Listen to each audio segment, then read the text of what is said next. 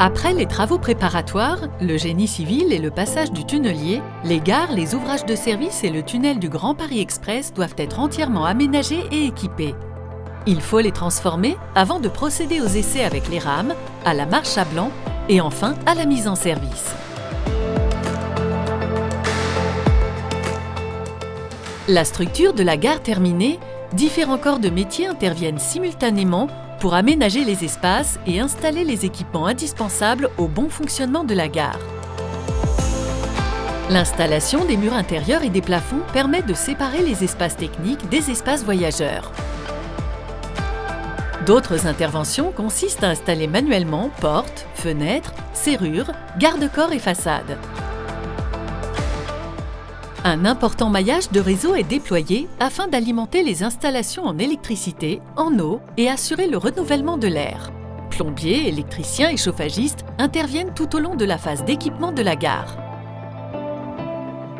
Une grande partie de la gare ne sera pas accessible aux voyageurs.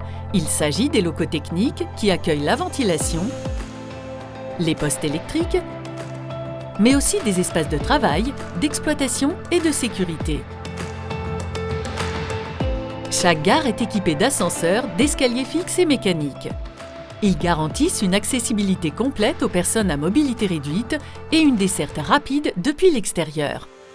Ces équipements à la machinerie lourde et complexe sont descendus dans la gare et installés minutieusement par les ascensoristes. Un grand nombre de corps de métier et d'artisans intervient pour s'atteler à l'habillage et aux finitions des espaces voyageurs. Peintres, carreleurs, soliers et éclairagistes habillent la gare. L'ensemble du réseau du Grand Paris Express sera connecté. Câbles et antennes relais sont installés par des techniciens. Plusieurs réseaux de communication sont mis en place. Un réseau radio pour la coordination des services de secours et un réseau de téléphonie mobile.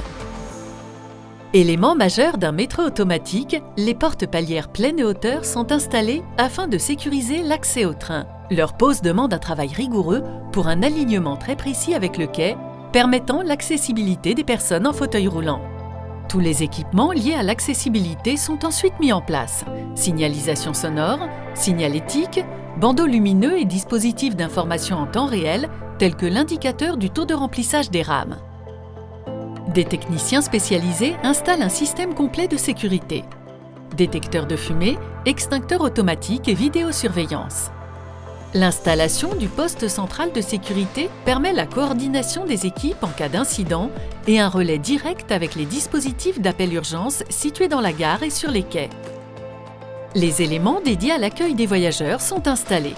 Mobilier, barrières de contrôle, distributeurs automatiques de titres de transport, écrans d'information ainsi que les points d'accueil spécifiquement designés.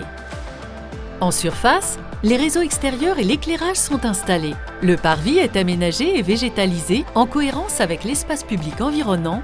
Enfin, le mobilier urbain est installé. En parallèle de l'aménagement au sein des gares et ouvrages de service, tous les éléments techniques sont intégrés dans le tunnel pour permettre la circulation des trains.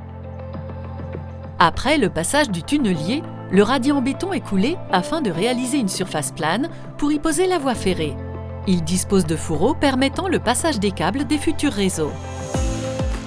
Les dispositifs dédiés à l'évacuation sont également réalisés.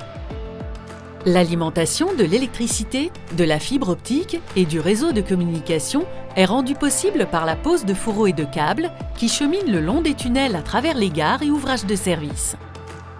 Les rails sont acheminés par camion, stockés puis descendus en profondeur à travers des trémies d'accès prévus à certains endroits du tunnel.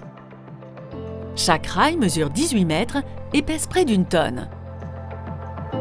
Pour réaliser la voie ferrée, les rails sont soudés entre eux, puis fixés sur les traverses.